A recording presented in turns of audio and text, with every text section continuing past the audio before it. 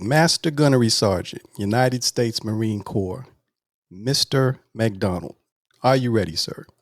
Yes, sir. I'm well ready. Always ready. Hoorah. Right on. Right on. We'll get into it then. Urban Christian Veterans provides a safe place for Christian veterans of color to discuss the challenges you face in your daily lives. Being a person of color has its challenges. Being a Christian has its challenges. Being a veteran has its challenges. All of those factors being combined makes for a unique and sometimes difficult life experience that is seldom talked about in public forums. Thank you for tuning in to the Urban Christian Veterans Podcast. Here's your host, D. Allen Rose. Thank you for sitting with me today and doing this interview. Greatly honored that you are taking the time. I know you're a busy man. So before we get too far into it, why don't you just tell the audience a little bit about yourself? Well, I'm a retired Marine. Well, I don't consider myself a retired Marine, but I am an eager, globe, and anchor guy. 26 years of faithful service. Uh, Went all the way to the mountaintop. I've been married for 51 years. I got 4 children, 6 grandchildren, and they're all healthy and doing well. They own their own houses, so ain't nobody staying here but just me and their mom. Uh, just trying to enjoy life as a retired Marine and trying to stay abreast of common attractions that uh, deals with the military and the Veterans Administration, which I'm a part of. And sometimes just reminiscing back on days as a young man, as a young Marine, and the experience I have gained during those 26 years of service. So uh, just glad to be on the broadcast today to share my thoughts of what I believe in and what trials and tribulations that I have experienced during my tour of duty and my trials and tribulations that I experienced while being in the civilian atmosphere and being in the VA community. So, with that being said, fire away. Well, thank you. Thank you so much for that. As you were talking, one question did come to mind. If you had it to do over again, would you do it again? Yes, I would. Wouldn't hesitate one bit. Uh, when you become a part of something that begin to mold inside of you, and that's what the Marine Corps did to me. I was lost, didn't know exactly what I wanted to do. I knew that they supposed to be the best, and the rest of my family had joined the Army or the Air Force or the Navy. I just wanted to be different, and everybody told me I was crazy to join the Marine Corps. But the Marine Corps put a foundation in me. You know, just when you think you got things under control, you really don't. First thing you got to do is know how to take care of yourself. And I'm talking just the basic things. You think you know how to take a shower, but they teach you how to wash your body. They teach you how to shave, to cut all the hair off your head. And to be the first time you're in an environment where you can't even speak, man. You got to get permission to speak. You got to get permission to sit down. You got to get permission to move around. All these discipline things that, we take for granted with our freedom when we're at home. You can mumble something about your dad, and he says, "What you say?" And then you say, "I didn't say nothing." But in the military, it's not like that. It's really a dictatorship when you really start looking at it. But then they begin to take all this, what I call civilian rubbish out of you and start instilling in you the Marine Corps values, how the things work in the Marine Corps. And at first, you kind of outbalance, you can't see it. But as time goes on, it's a steady pace. You have to keep up. If you can't keep up, that means you're a failure. And if you fail, they will show you the gate because they don't have time to sit back and babysit anybody. So only the strong survive. But at the end of those 13 weeks, there's a pride that comes with that. And when you are finally given the Eagle, Globe, and Anchor as a Marine, man, it just does something to you. You figure like you just conquered. You can go out and conquer the world. But what you don't realize, this whole thing of being a Marine just getting started. It's just getting Mm. started. And then you end up in your schools. You meet other Marines. Some of them on the same page you're on. Some of them are not. Uh, but it's what you give the Corps and what the Corps gives you. And this going to be some bumpy roads ahead. But one thing that I learned was to keep my feet on solid ground. Uh, I knew I had a praying mother that always kept her faith real high with her children. And I always felt like wherever I went, her spiritual part was with me. So, with that being said, went out and just tried to conquer everything that got in front of me. And I knew I had to be competitive if I wanted to move forward because there's so many other people on the same page. And all of a sudden, you find out that you got to compete with these guys and women. You have to get in there and show that you are the best at what you do. And I learned that very quick, and it paid off. Okay. Well, I appreciate that insight. I can imagine how that must have been for you as a young man going into the Marine Corps. Um, I won't say that I know exactly how that is, but the Army ain't no slouch. we had some challenges as well. Well, services got their own style and their own way of doing things. That's just like the Marine Corps is a strong advocate part of the United States Navy. Matter of fact, our budget comes from the Navy. So we talk Navy talk and Marine talk. The Army has this way of doing things and calling their rank structures different specialists and this and specialists in that. And see, we don't have no damn specialists. But I know it's a lot of specialists in the Army, and then you got the Air Force, and these guys are what I call tech guys that are dealing with tech stuff. It's just a whole different stream of integration of the military that everybody does of different things and talk a different language. I've learned to talk and understand how the Army functions. I had to learn how to approach people in the Air Force.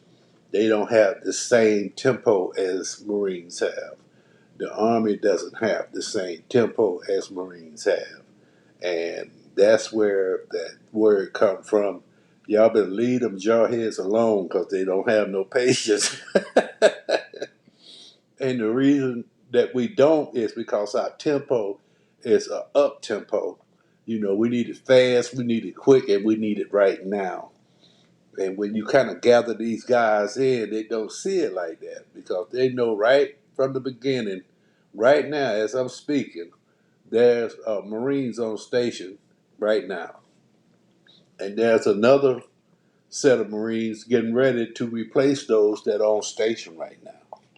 And then there's another set of Marines being trained to get in the loop so they can start getting in the rotation. So we're always running 150 miles an hour. We never come down off to that tempo. You take senior Marines like me, I have to work at a high tempo so that everybody around me is on the same page. And that's how this works. It's the senior guys, people that get real about it, get into it, and know what the Corps is all about. So I have to preach it, I have to walk it, and I have to talk it. and I have to make these junior Marines believe it. So when I say move your ass, they know exactly what I'm talking about. But before I can get to that point, I'm a leader that leads by example. I'm the first one on, and I'm the last one to get on. That's my motto right there. That's my military style.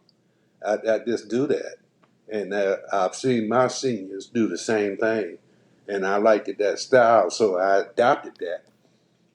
But what they didn't tell me was is all the pain and grievancy that comes with that, and that's the lonely post at the top when you in top leadership. Sometimes you look around about that, but you hold these kids' lives in your hands. Your decisions are going to be based on what you think, what you believe, what you see, and what you touch. And there's a whole lot of elements in there that you're counting on to fill that gap to be successful at what you do. There's going to be failure, there's going to be success, and what I call filling in the gap. You just don't know how the dice is going to roll when it cut to that part. But if you're a praying man and you believe in God, and I'm talking about me when I get to that part. Mm. I can't speak for other people's religions or what they believe, but I believed in God, and I just was raised on that level from a child. And I know my grandmother, my mother, and all my aunts, they are church folks, if you know what I mean. When I say church folks, and they stand fast. So those are my genes, those are my roots, and those are part of me. Uh, a lot of times when I do things, when I'm setting that example, I can remember some of my Marines say, "Why you run around here and all this missiles coming in on top of us? And you just acting like ain't nothing going on." But what they don't realize is I have to show you that I can operate in this environment so that when you see me operate in this environment, when I want to put you in that environment, you need to operate the same way. You can't come back and say, well, I do it when I see you do it. Now, I draw a line through that. I'm going to show you how to get this done. It's my job to make sure everybody's where they're supposed to be. And I know this is the first time that you guys have been up under fire or receiving incoming. I know that. And you don't understand the difference from outgoing and incoming. You see, I do.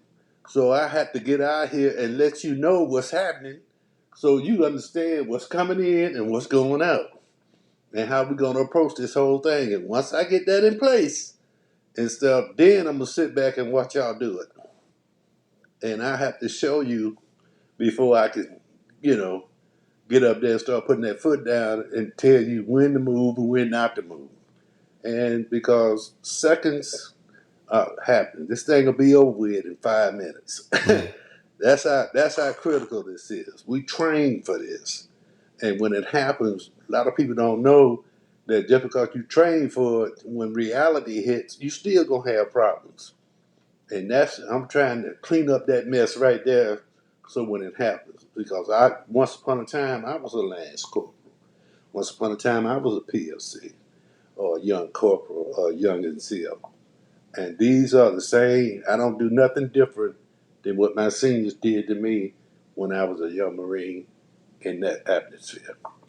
And it just keeps on rolling. Now today, I don't know how the Corps is going about things, but I know one thing ain't gonna never change.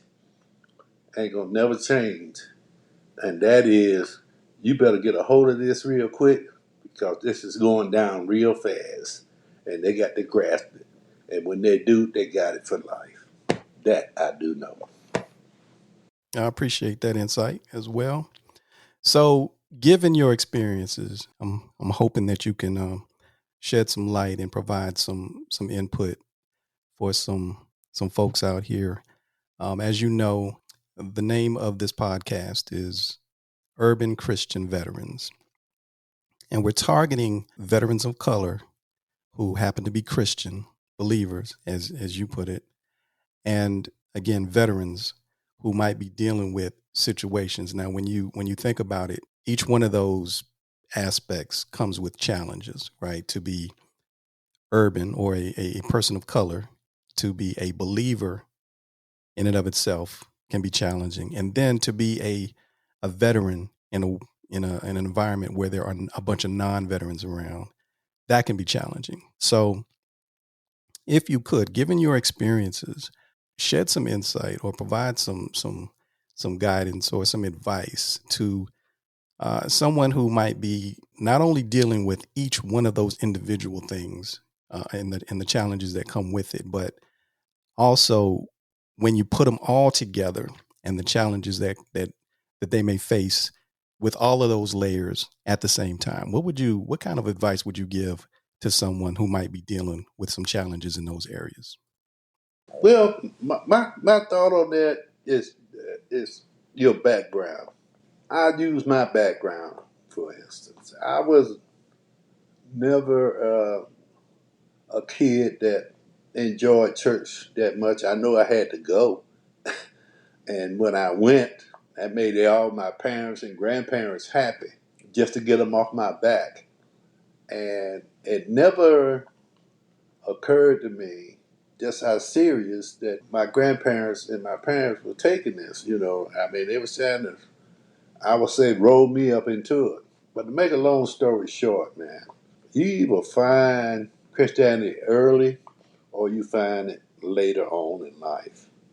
I found mine early, but I played with it. I did it just to be doing it, just to satisfy people in the family. And it wasn't until my brother, oldest brother, went to Vietnam. And I got to see my mama praying every day. I mean, every day. I would go over to check on her. And she said, well, stay with me. I need to pray for your brother. I said, he all right. He good. He know how to take care of himself. He from Pittsburgh. He from the street. He know what's up. She said, no, this thing is bigger than that. And I think just before he got ready to rotate, some new soldiers came in, and he was a riverboat runner. He was on the riverboats in Vietnam, and he was changing out a new crew before he got ready to rotate, and they got hit with grenade launchers, and he got hit real bad. And the telegram came home, and I thought my brother was dead because my mama just crying and this hysterical and everything. And when I read it, saying that your son has been injured in action and he's being transferred to Tripler Medical Center in Hawaii. That's where he was. And he stayed there for about 4 months.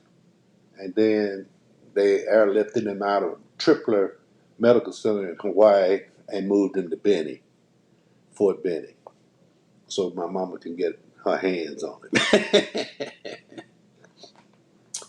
So that's where my journey started. And when I got to talk to my brother, he told me, said, don't join no military, don't fight no wars. He said, man, this stuff ain't no joke. He said, it's the real deal. I said, yeah, but you made it through. He said, yeah. He said, that's because mama was praying for me. you know, just talking like brothers talk and joking around.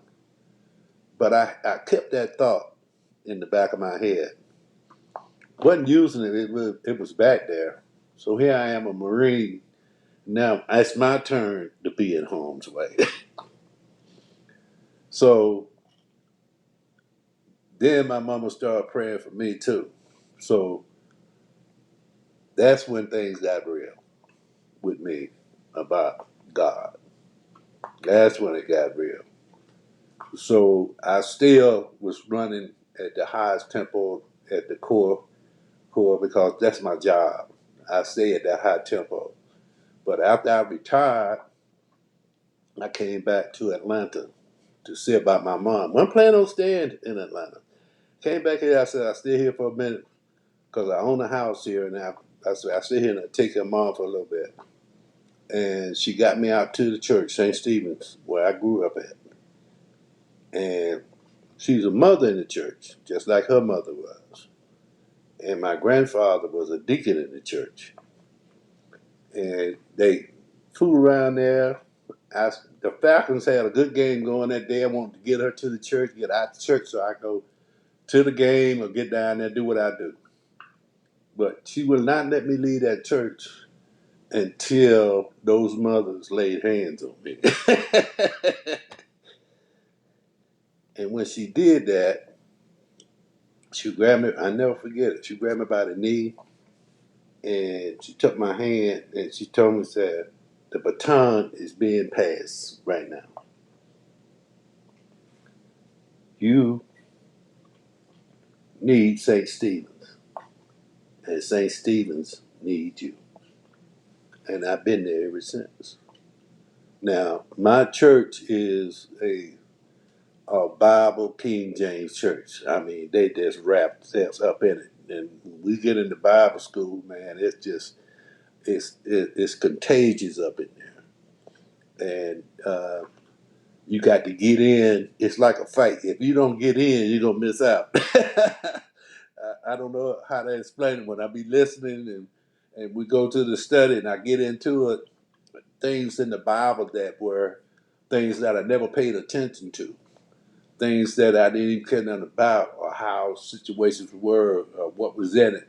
Then I started getting into this stuff and reading that Bible, and the next thing you know, I was calling Bishop Green, and I would tell him what verses and where I was in the Bible, whether it was in the beginning with Genesis, or I was sitting up there with Ecclesiastes, or Corinthians, or wherever I was.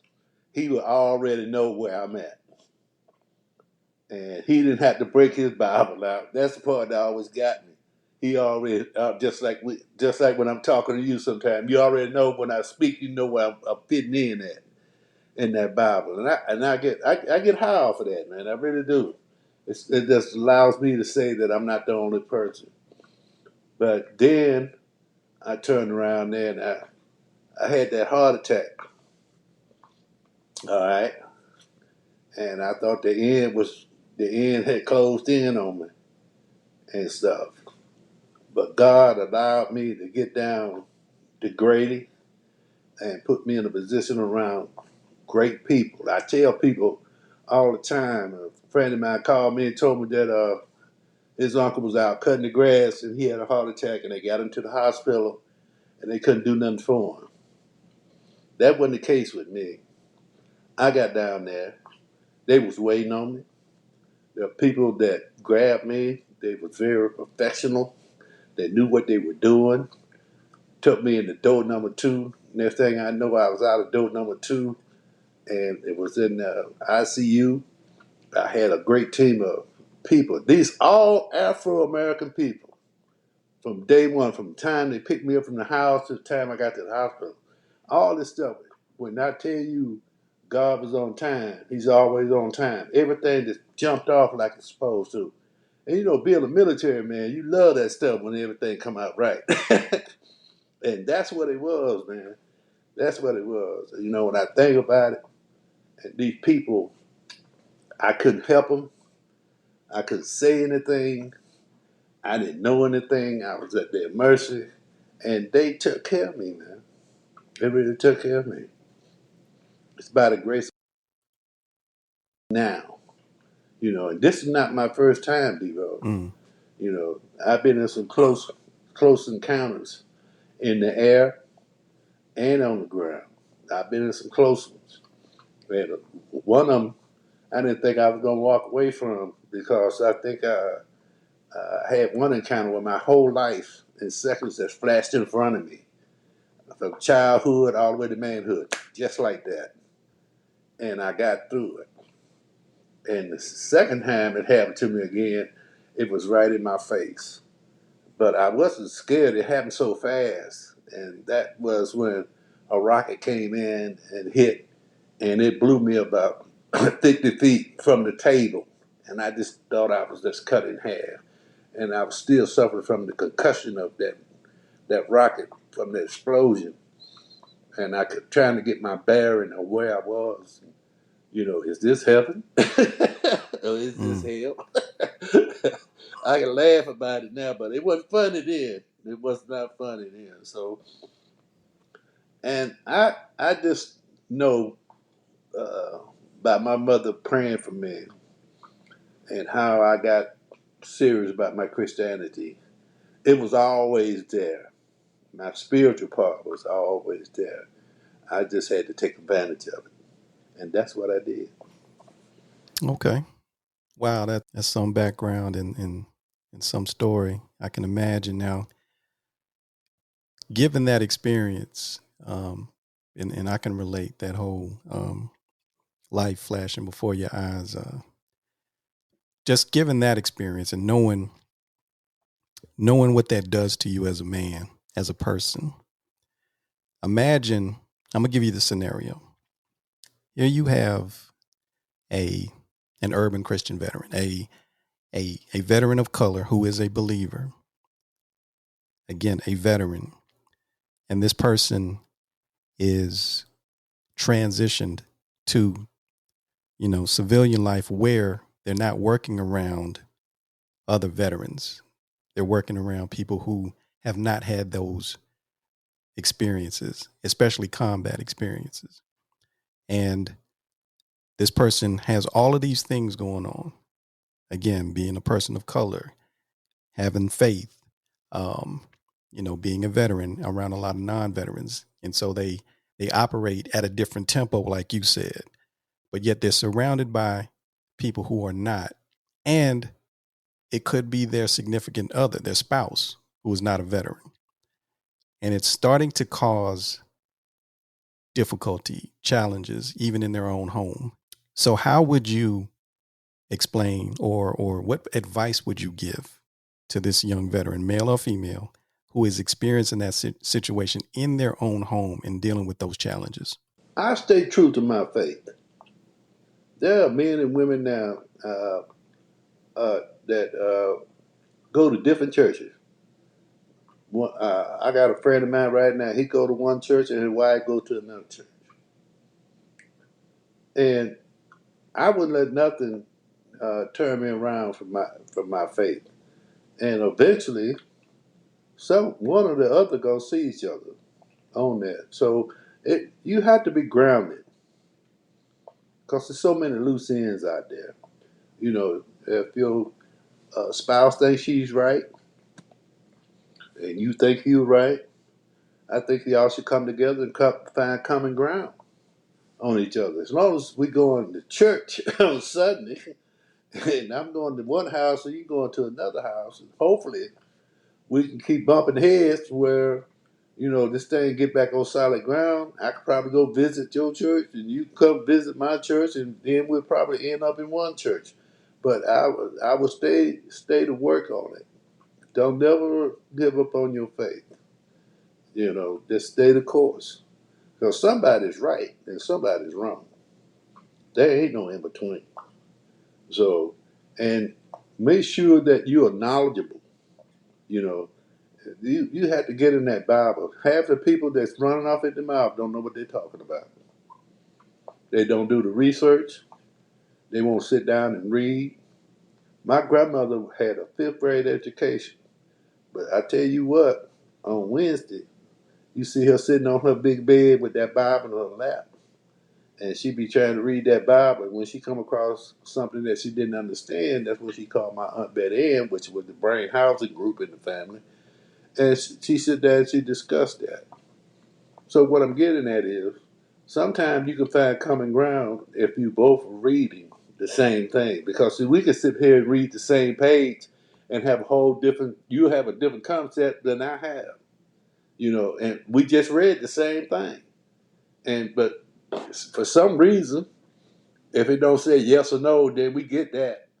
But if it goes like a curve, then we'll sit back and articulate with that and try to beat it around I'm trying to convince you that it's what it's saying, and you trying to convince me what it's saying. No, just read what it says and then let it interpret the way you are. As you see it. I don't. I always tell people all the time. I'm not gonna say I'm gonna be right all the time. You see what I'm saying? Maybe you could share some light with me. Maybe I'm coming from a different angle, but I know long as two people are working together jointly towards a common goal, they can succeed. It's when they get fed up to where they want to depart from each other, which tells me that they don't want to be together in the first place. You see, that's what they're going to do. But if they got a common interest where they want to be together and stay together and live together, then it's just a matter of time for that Bible brings them together. That's my thought on that. Don't play with your faith. It's real. Okay. Makes sense. I'll give you another scenario. Imagine one of the younger Marines that may have served under you at some point and is now a veteran. And they are maybe not as mature as you in their Christian walk, right? In their faith. Maybe they're not as far along as you. And they're out here dealing with all of these factors that I gave you before. They are of color. They are a believer. They are a veteran working around or dealing with a lot of non-veterans.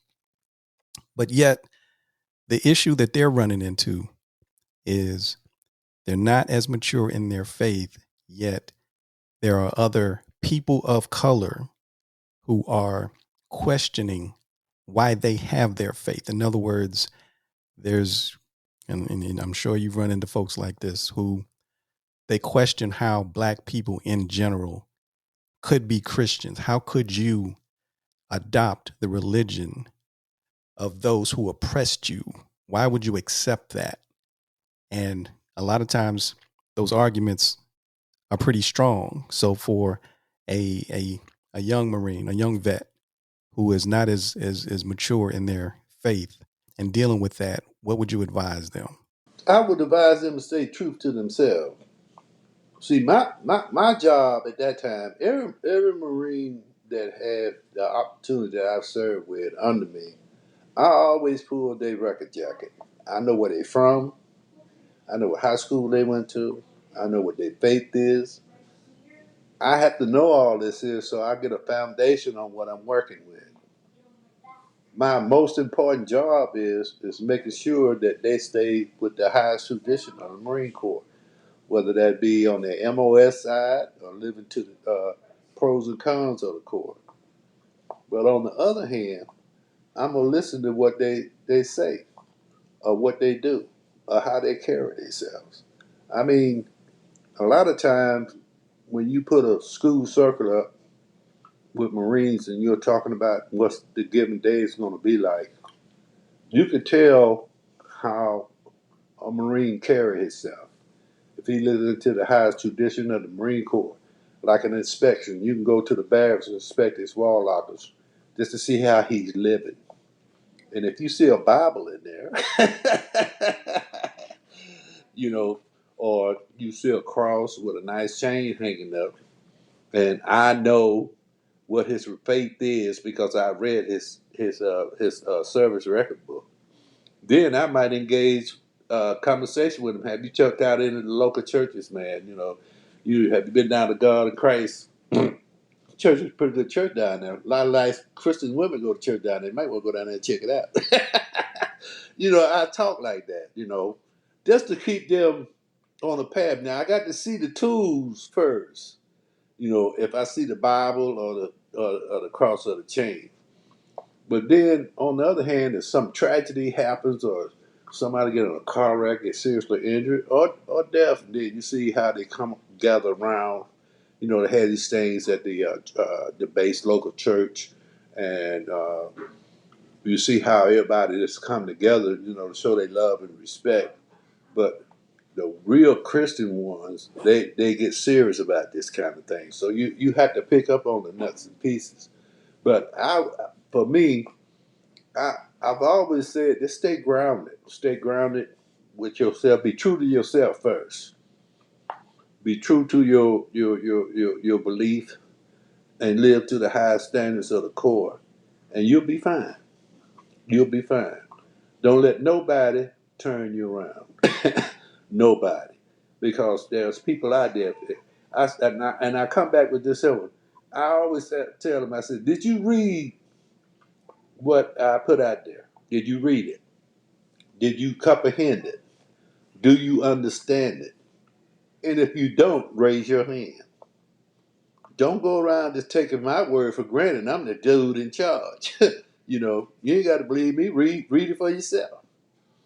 And this starts a gradual conversation, and I make it my business to know my people, what they do, what they're capable of doing, and how they go about getting it done. And then do my very best to show them good leadership skills and good leadership styles, and let them know that I care. That's half of the battle right there. And that I am a religious guy. My mouth might not come out sometimes like that. But at the end of the day, I drop to my knees in a heartbeat Right on. and call on my God to give me guidance. It's just like that serenity prayer that we got. It is so true. God grant me, it's a grant me. That's the first word to serenity, being calm, nice and smooth. That's where you want to start out at. To accept the things that I cannot change. Give me the strength to change the thing I can. And here come the best one of all, is the knowledge to know the difference between the courage and the acceptance, you see. And that's a lot of power right there. And you got to understand how that thing works, because if you don't, it'll get twisted up on you. Because a lot of people are not going to believe in the same thing that you believe in, or either do the same thing that you do. And that's where the conversation comes in. And it can be a great conversation if people are listening. Things won't change until you start listening. You can hear me all day long, whether my voice is high or low. You can hear me, but until you start listening, ain't nothing gonna happen. All right. Well, the Master Gunnery Sergeant has spoken on that. So, with that said, I want to talk about current events. Right now, the hot topic is these mass shootings. Now, it's been a hot topic in the past, but it's really hot right now. I think starting with the recent occurrence that happened in Buffalo in the grocery store, and then the little ones that were murdered in Texas. I just saw on the news this morning that just this weekend, over the weekend, there were over 10 mass shootings in America just over the weekend. And by definition, they define mass shootings as where there are 4 or more victims other than the shooter. There's a lot of talk about the solutions coming out of Washington. Everything from arming teachers to banning AR style weapons to changing the legal age for one to purchase an AR style rifle. With that said, do you believe in any of those solutions, or if you hadn't thought about those solutions, just what do you think about the situation with all of these mass shootings right now? Well, the first thing I'm going to say, my heart goes out to every parent that has lost a child or a teacher or somebody that's done died or gotten killed behind these mass shootings. And what that happened is that the NRA and other groups of people, we know who I'm talking about, have filtered in on convincing Americans that the federal government is trying to take their weapons. That's not true. Half of them don't even know what it says in the Constitution. Okay, when it gets coming to bear arms for militia, they need to read it. And just like I said earlier, they'll read it and there's somebody else to convince them that it's different. The point I'm trying to make here is these young people, minds are being twisted by older people. I always say to people, I said, don't vote for your gun, vote for the kid. Nobody's taking your guns. Vote for them kids. Because, see, it don't get real until it happens to you. You notice down in Texas, that was a little small town with 2 or 3 police officers, okay? Not much. They're all family. They know everybody. Everybody know them. They're not up to speed on what all this tech stuff would have, like a Metro Atlanta or a Chicago or a New York. They have people that specialize in doing this type of stuff. And they got caught flat-footed. That's what happened down there. They got caught flat-footed and they got overran with pressure. The chief probably wasn't ready for what he had to do. And the reason he wasn't ready because he don't have the tools in his toolbox to be ready. Okay? And when it happened, it just happened so fast that he was hysterical. He thought he might be saving lives when he was costing lives. But to get back to the rules of engagement on this stuff, there's nothing wrong with red flags. There's nothing wrong with background checks. Assault weapons need to be banned, period. They don't need to be on the streets. Because cops find themselves not only out weaponized, but without firepower. The kid and that killed those 10 black people, this guy was wearing armor vests. The black police officer hit him, sent him ass, and the bullets did not penetrate that vest, which allowed him to take the police officer out. They are outgunned. That's how serious this stuff done got. So it's all get back. Vote. If someone's standing in front of you and saying that they're not going to change these gun laws, don't vote for them because they don't have your best interest in hand.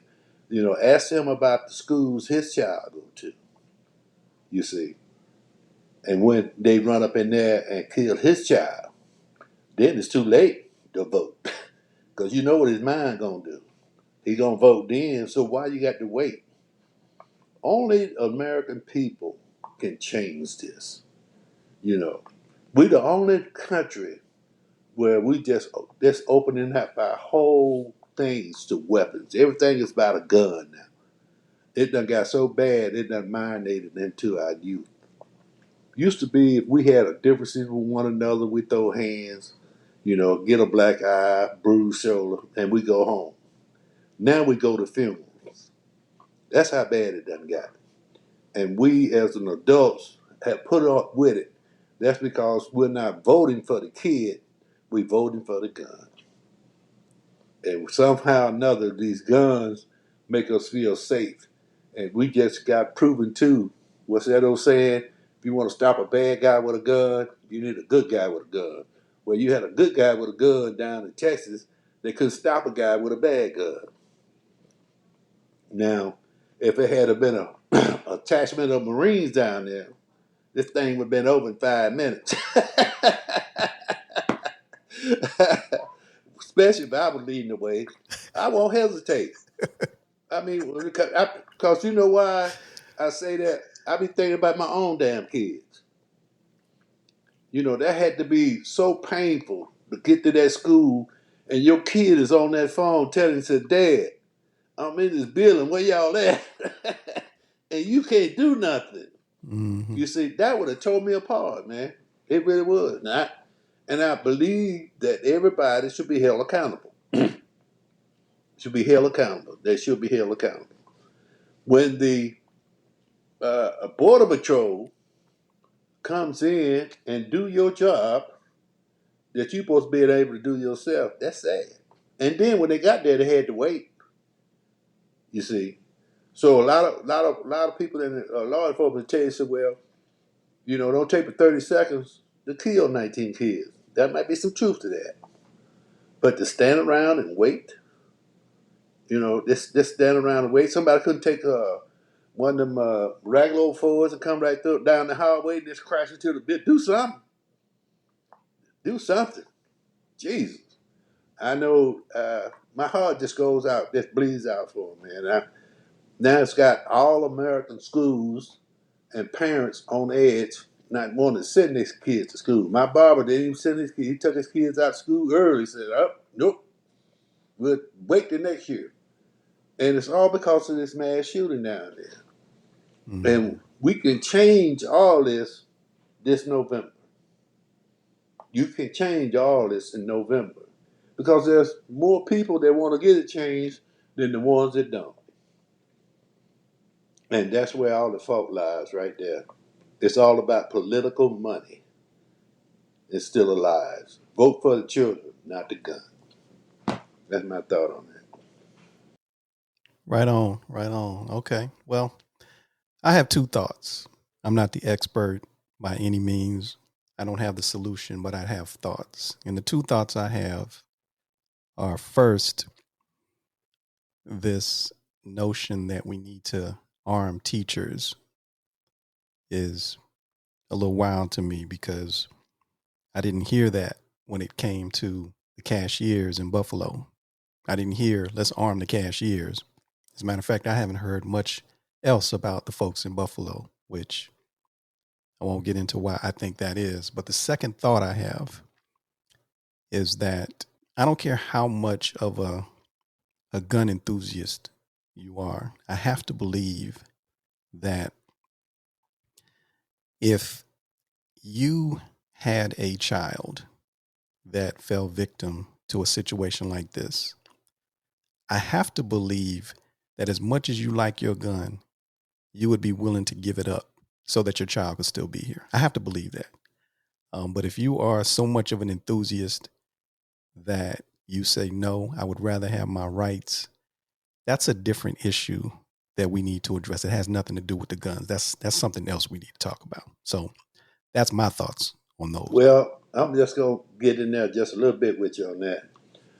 Those people, black people that got gunned down, that's just as important of those kids getting gunned down in there. But more importantly, we got a history of these kids getting shot up in schools.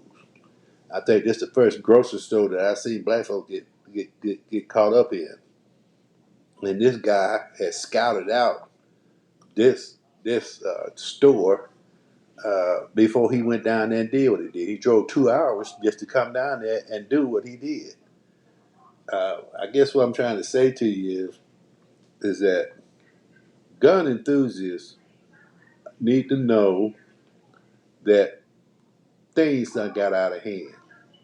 They need to know that it's just a matter of time for it might knock on your door. But arming teachers is not the solution.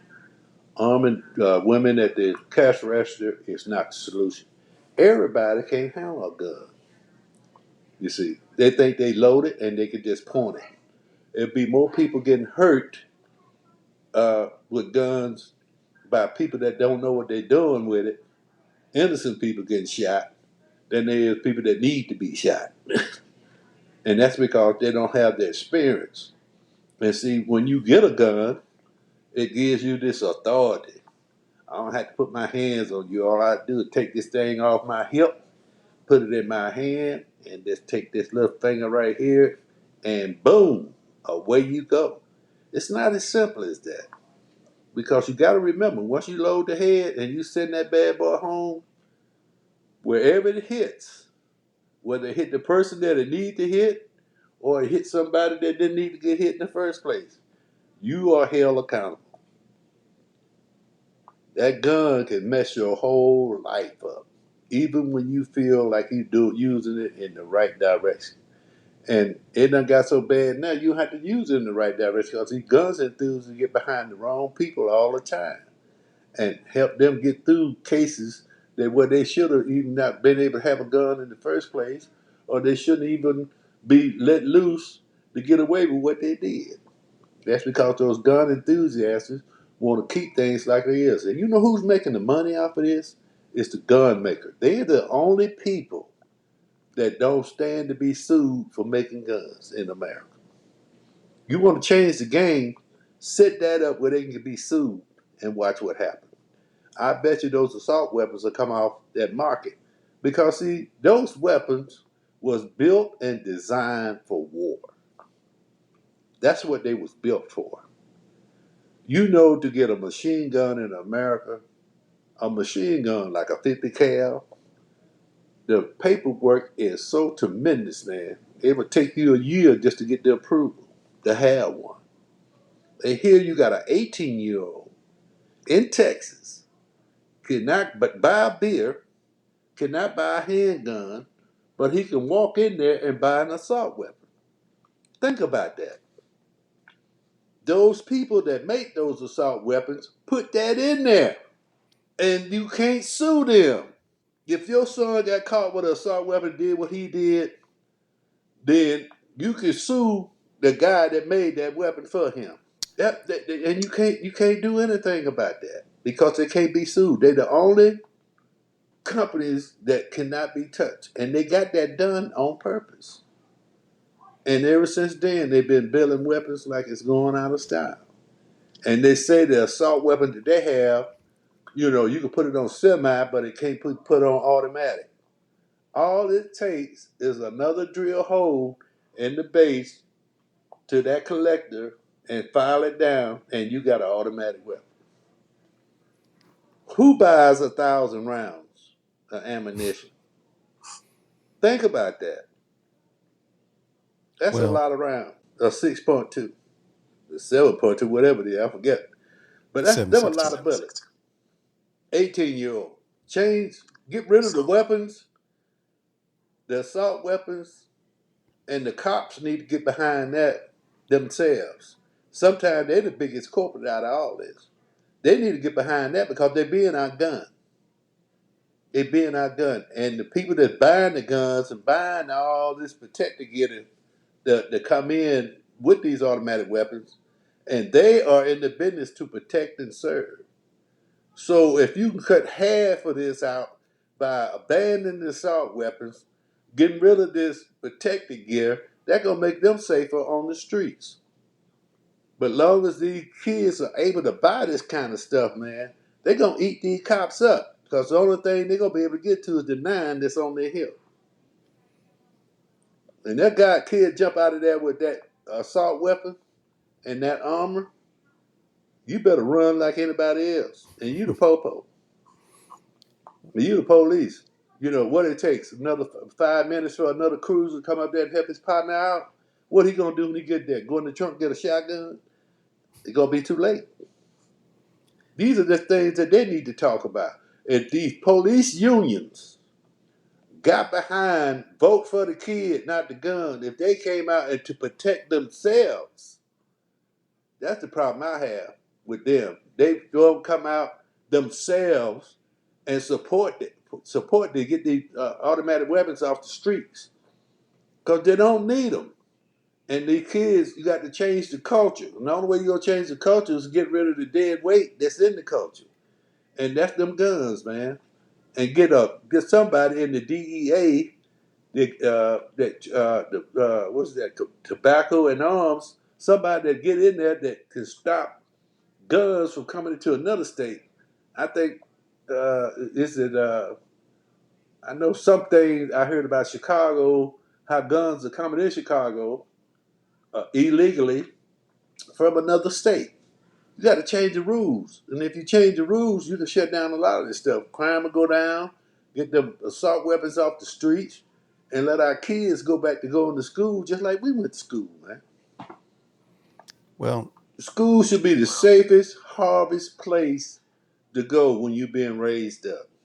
When you drop your kids off at that school, you need to know that everything in that building and everything's on those grounds have their best interests. And a lot of people don't have the money. Like that little school down there, they probably didn't have the money to have one guy, all he does is run around, make sure all the windows are locked, all the doors are closed, and make sure they stay that way and to the end of the day. That's his priority job, to make sure this building is secure. They probably didn't have money to pay him just to do something like that. Some of the simple things are right before our very eyes that we don't pay attention to, man. And if the chief of police, you live in a little town like that, you would think that they would go through the schools and say, well, y'all need to change that, put a lock on that door right there. Y'all need to power Bobby Lure down here so he can walk the hallway and keep the place locked up. And what the janitor doing with the main master key? That's the part that got me. Shouldn't that be in the principal office somewhere? And just in case something jump off, that they can unlock the doggone door. Lord have mercy, man. From a military mind guy, I look at this stuff and it twists me inside. It's almost like a trigger for me because my grandson is running around this house right now and stuff, and he goes to a nice school over there in Fayetteville. And God knows, boy, something jump off over there, man, that would just tear me apart. It really would. It would just tear me apart. So the urgency is there, man. I tell people all the time, vote for them kids, man. That gun ain't that important. That gets back to your question too. Will you give that gun up? That is a discussion that I'm hoping that we'll get to talk more about in the future. You need to come back and let's talk about that, because I think that one of the issues that we face is that we have a tendency as a country to focus on the symptoms versus the root cause. In fact, we put so much emphasis and focus on the symptoms, and then the symptoms get weaponized. And what I mean by symptom is ARs or AR style rifles. That's a symptom. That is not the root cause. You started with perhaps the attention that's being given to schools is because of the history. And my response to that would be, well, there may not have been a history of grocery stores, but I put the grocery store situation in the same category as the church that got shot up. The 9 people that died in the church with Dylan Roof went in there and shot the folks. And when you say that, one of the safest place that ought to be is when you send your kids to school, well, I would put the church right there with it as far as what should be safe. And to me, it wasn't the fact that whether or not ARs were involved, or AR style rifles, let me correct myself, were involved. There's a commonality when we look at who's doing this and who the victims are. And so there's a root cause there that I think no one wants to touch, but the symptom is what we focus on. And the symptom is easy to legislate or not. And that is a distraction to me, but no one is willing to say what this root cause is, and no one's willing to go there. And I'll tell you, last thing I'll say about it is the proof in the fact that there is a root cause is the fact that in those 2 situations, the shooters went home safe. So I'll just leave it there. Well, your point is well taken. And like I said earlier, my heart goes out to all the people at the grocery store. But the point I was trying to drive home was that the retired police officer that was working there got the ups on this boy, fired off about 3 shots, sent him ass, hit him, but the guy had on the bulletproof vest and turned around and shot him.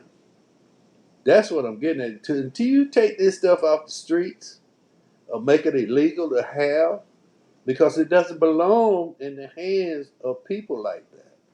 Not only the assault weapons, but now, they dressing up for these mass murders to survive. Because, see, it gets back to what I just said.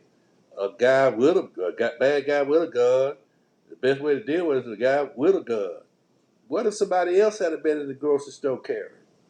Okay? All right? They trying to shoot him too, but they don't know that he got bulletproof stuff on. You see? So you jump out with your little 9mm. Halt, stop shooting these folks. Pop, pop, pop. They turn around, look at you. Ha, ha, ha. Watch this. Boom, boom, boom. It's done. I mean, these guys are getting to the point where they're getting ready to go in here and do some serious damage, man. And that's why I hold these police departments, they need to come out and stand tall on this, man, because their lives are just in jeopardy as the kids' lives. I mean, they got a say in this, and they're not saying anything. That's the thing that get me. Can you imagine if we was on the battlefield with a rifle that didn't work half the time? I ain't going out here fighting this thing don't work half the time. What is going? You know, Mm-hmm. and that, look here, people will be working night and day to get rid of that problem. But I'm just saying to you that the culture has gotten so bad where it's scaring the people that protect and serve. They gonna always show up after it's over with. Not while it's going down, bro. That's not the rule. Eat your donut, drink your coffee. We'll get over there when it's over with. All right? That way we ain't got to worry about getting shot. We'll block traffic. We'll find out what happened. And that's the end of it. No, it's not. It's not the end of it. Because it's going to turn around, and when it's time for you to protect and serve, you're going to look like a little punk instead of doing your duty. You know, it's just like I said, don't put that uniform on if you can't stand the pain. Don't put it on. Because a lot of responsibility and accountability comes with that. Same thing for the guys that wear blue. When they put that police uniform on, man, they have taken a sworn oath. If you believe in the oath and you're going to stand on that, then you better be ready to be in harm's way. I don't care if you down there opening the door, everybody checking everybody's laptop and stuff they're checking in. Sometimes the simpler things can be the biggest, hardest thing.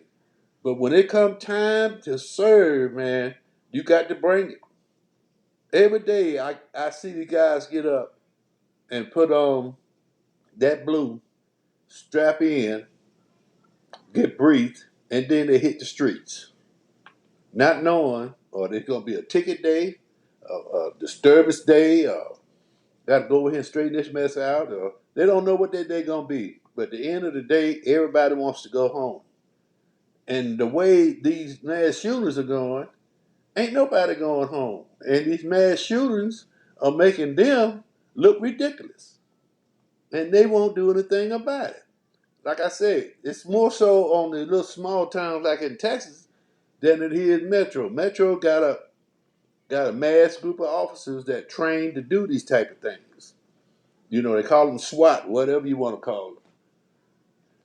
These big cities can afford that. But these are small places, like these little schools down here in these little counties with these small police departments, sheriff departments and stuff, they're not ready for a mass thing like that, man. They're just not ready. Mm-hmm. And, you know, they can train all they want, but if you ain't got the tools to go with that, to help you do that, and the first thing that comes to my mind is prevention. It's to prevent it from happening. That's the first thing come to my mind. And that's the first thing that I would do if I was in a small town to make sure my kids are safe. When I said my kids, I'm talking about your kids. Because they're mine. You voted me in to protect and serve. I take that shit seriously. You see what I'm saying? And I ain't gonna worry about you grown folk, but them damn kids, I got a problem. I got a problem with that. You see, and I'm not gonna arm no teachers. You know, I'm not gonna arm Mr. Bob that drive to school. I ain't doing none of that. I'm just gonna make sure that school is good to go. Even if I had to go over there and walk around it my damn self.